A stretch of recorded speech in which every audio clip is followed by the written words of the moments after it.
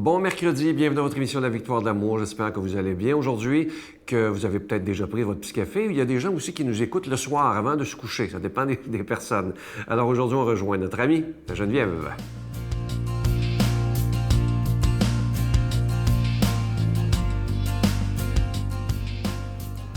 Bon mercredi tout le monde, ça me fait plaisir d'être avec vous encore aujourd'hui. Je ne sais pas si vous êtes au courant, mais c'est la rentrée scolaire cette semaine. Normalement, en tout cas dans la région de Québec, c'est demain, jeudi, que les jeunes rentrent à l'école pour vrai, les enfants du moins. Et j'avais le goût, justement, de nous parler de la rentrée, de se rappeler que c'est important, la discipline. Oh là là! Ben oui, c'est important. Et le mot disciple, ça ressemble pas mal à discipline. Se mettre à la suite d'un chef, d'un maître, d'une maîtresse, comme à l'école. Suivre Jésus, c'est une discipline d'amour. Jésus l'a dit, « À ceci, tous vous reconnaîtront pour mes disciples. C'est à l'amour que vous aurez les uns pour les autres. » On peut porter une croix, un chapelet au poignet, on peut porter des symboles discrets de notre foi. Mais ce qu'on doit arborer fièrement, c'est l'amour, la charité, la bienveillance. Laissons le Seigneur aujourd'hui, si vous voulez bien, faire de nous des disciples, des êtres d'amour à sa suite. Puis on peut, pourquoi pas, prier aujourd'hui pour tous ceux qui rentrent à l'école, pour les professeurs aussi, qu'ils soient des bons maîtres sur un chemin de vie, un chemin où l'éducation, c'est surtout axé sur la personne humaine. Tellement important que notre société devienne une société où l'amour règne. Et ça, j'ai envie de me fâcher des fois. C'est la seule priorité, la seule chose essentielle dans la vie. La seule chose qui compte, c'est l'amour. Le reste, ça varie, ça change, c'est sujet à tellement de changements. Mais l'amour. Et la source, c'est Jésus, c'est son nom. Jésus, amour, voilà. Et pour revenir à mon idée de discipline, la phrase du Petit Prince qui dit « C'est le temps que tu prends pour ta rose qui fait ta rose si importante. » C'est le temps qu'on prend pour l'amour, pour Dieu, qui fait que ça va prendre de plus en plus d'importance dans notre rayonnement, dans notre vie, dans nos regards, dans nos paroles. Pourquoi pas essayer d'augmenter le nombre de minutes par jour où on met ça en priorité, la prière, la contemplation de Dieu dans sa parole, ou la charité, tout simplement aussi, des actes de bonté envers les autres, cachés dans le secret de notre cœur. On le fait parce qu'on aime, puis on l'offre à Dieu. Seigneur, je fais ça parce que je t'aime, je fais ça avec amour parce que je t'aime. Viens remplir mon cœur pour que ça déborde. Je demande au Seigneur aujourd'hui d'être notre guide, notre maître à tous pour cette rentrée scolaire 2020. Bonne rentrée! Notre Père qui es aux cieux, que ton nom soit sanctifié, que ton règne vienne, que ta volonté soit faite sur la terre comme au ciel. Donne-nous aujourd'hui notre pain de ce jour. Pardonne-nous nos offenses comme nous pardonnons à ceux qui nous ont offensés. Ne nous laisse pas entrer en tentation, mais délivre-nous du mal, car c'est à toi qu'appartient le règne, la puissance et la gloire pour les siècles des siècles. Amen.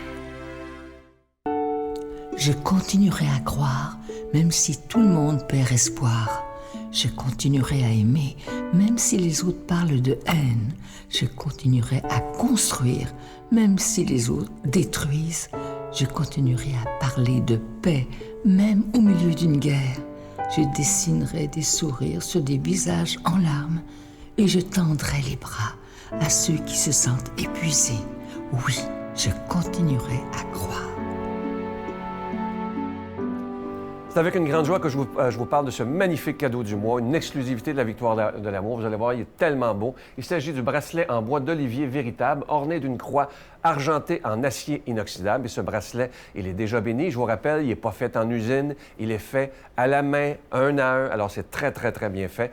Et je vous rappelle que vous le recevrez avec un don de 25 $ et si vous en voulez deux, un don de 40 $. Je vous donne l'adresse. La Victoire de l'amour, case postale 120, succursale Boucherville à Boucherville, le J4B 5E6. Je vous la redonne. La Victoire de l'amour, case postale 120, succursale Boucherville à Boucherville, le J4B 5E6. Également par téléphone, par carte de crédit du lundi au jeudi de 8h à 17h dans le 514-523-4433, 523-4433 ou sans frais le 1-888-811-9291, 1-888-811-9291 et aussi sur notre site Internet. Vous savez que c'est une façon très sécuritaire, rapide et efficace de faire votre don. C'est le www.lavictoiredelamour.org.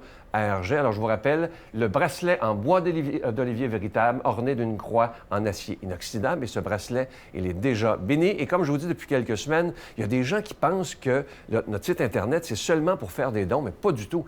Allez voir le www.lavictoiredelamour.org. Et là, vous allez voir plein de choses. Premièrement, vous pouvez revoir des émissions de plusieurs années en arrière. Alors, ça va vous rappeler des bons souvenirs. Et ça, c'est tout à fait gratuit. Alors, prenez le temps d'aller voir. Vous allez passer des soirées, des journées à écouter des émissions du passé. Je vous remercie de tout cœur de votre prière et merci de tout mon cœur de votre générosité.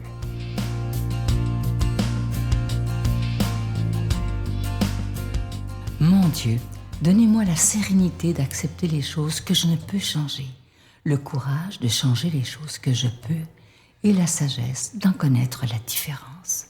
Amen.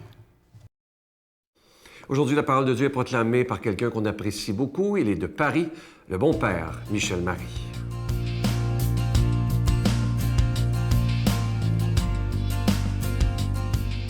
C'est toujours un grand bonheur que de vous retrouver. Évangile de Jésus-Christ selon saint Matthieu.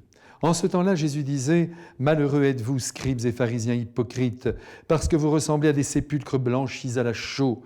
À l'extérieur, ils ont une belle apparence, mais l'intérieur est rempli d'ossements et de toutes sortes de choses impures.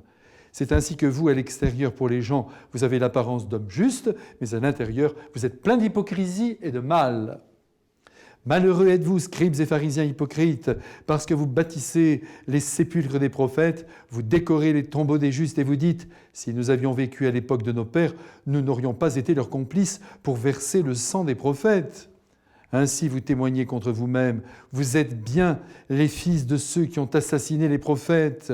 Vous donc, vous, mettez le comble à la mesure de vos pères. Mes frères bien-aimés, aujourd'hui, comme vous venez de l'entendre, le Christ s'adresse exclusivement aux pharisiens. Et il ne mâche pas ses mots.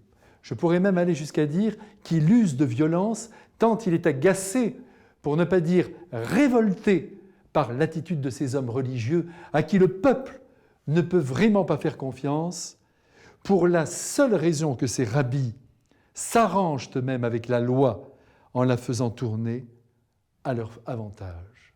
Et cela, le Christ ne le supporte pas, si bien qu'il n'hésite pas, je le dis sans détour et sans précaution, à leur prendre le portrait et à leur montrer qui ils sont. Et il n'y va pas de main morte.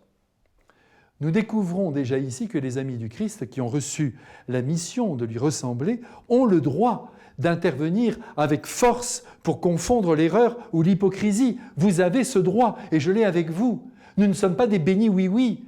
Certes, si l'on nous attaque, on doit tendre l'autre joue, nous sommes d'accord.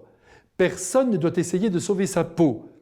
Il faut même la perdre pour plaire au Christ. Mais si le bonheur des autres est en jeu, si quelqu'un est lésé dans ses droits, si l'injustice frappe un être, à l'instar du Christ, nous devons intervenir et dire leurs 4 vérités, notamment à ceux qui jouent les purs, à ceux qui jouent les parfaits et qui ne le sont pas.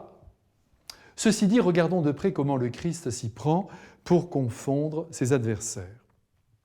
Bien sûr, vous aurez noté avec moi que sa violence verbale est enchâssée dans la peine qu'il ressent. Oui, dans une peine, dans une douleur qu'il éprouve en voyant ces hommes se perdre. Et j'en veux pour preuve ce « malheureux êtes-vous ». Au fond, Jésus, oui, il a de la peine de voir les pharisiens s'enliser dans une manière de vivre et de conduire le peuple étrangère à la pensée de son Père. Amis que j'aime, n'oubliez pas cette expression du Christ, « Malheureux êtes-vous », qui montre à quel point il ne cherche pas uniquement à confondre les pharisiens, mais à leur dire « vous gâchez tout », y compris votre propre bonheur. Et c'est ainsi que nous aussi, nous devons intervenir en disant à ceux qui portent atteinte au bonheur d'autrui, en abîmant les autres, tu t'abîmes toi-même. Tu t'envoies une balle dans le pied, tu te fais du mal. Et maintenant, venons-en aux reproches que le Christ adresse à ces religieux, et par ricochet, à nous tous qui allons en prendre pour notre grade. À l'extérieur, dit-il, votre mise est parfaite, vous donnez le change, comme les tombeaux qui sont extérieurement très beaux, mais qui ne contiennent que des corps en voie de décomposition, que de la pourriture. Ce qui compte à mes yeux, continue-t-il, ce n'est pas ce qui apparaît au grand jour, c'est ce que vous êtes en vérité. Et Jésus eut de conclure, vous êtes de sacrés hypocrites. Et il fait bien de nous secouer les uns et les autres, car ni vous ni moi ne sommes parfaits. Il y en a qui le croient, mais ils se trompent sur eux-mêmes. Vous êtes pécheurs jusqu'à la moelle, et je suis pécheur jusqu'à la moelle, comme vous. Si bien qu'à chaque fois que nous condamnons quelqu'un, en raison même de ses fautes, à chaque fois que nous le montrons du doigt, nous nous condamnons nous-mêmes. Et nous sommes alors taxés par le Christ d'hypocrites. Et un jour, il nous le dira. Vous le savez, mes frères bien-aimés, le jugement est réservé à Dieu. C'est clair tout de même, ne jugez pas. Et nous l'oublions si souvent, bien que nous communions tous les dimanches. Et c'est très grave. On encense les saints, parfait. Et on oublie que c'est la miséricorde qu'ils ont exercée inlassablement qui les a sanctifiés. Allez, allez, tuons en nous jusqu'à la moindre trace d'hypocrisie. Soyons vrais. Et puisque j'en suis là, pour parler comme Jésus, faisons attention de ne pas assassiner trop vite les prophètes de notre temps, en les traînant dans la boue, alors qu'il y en a à tous les coups sous les semelles de tes chaussures, comme sous les miennes. Puissions-nous faire quelques progrès en sainteté, grâce à la bénédiction du Père, du Fils et du Saint-Esprit. Amen. Je vous salue Marie, pleine de grâce. Le Seigneur est avec vous. Vous êtes bénie entre toutes les femmes, et Jésus, le fruit de vos entrailles, est béni. Sainte Marie, Mère de Dieu, priez pour nous pauvres pécheurs, maintenant et à l'heure de notre mort. Amen.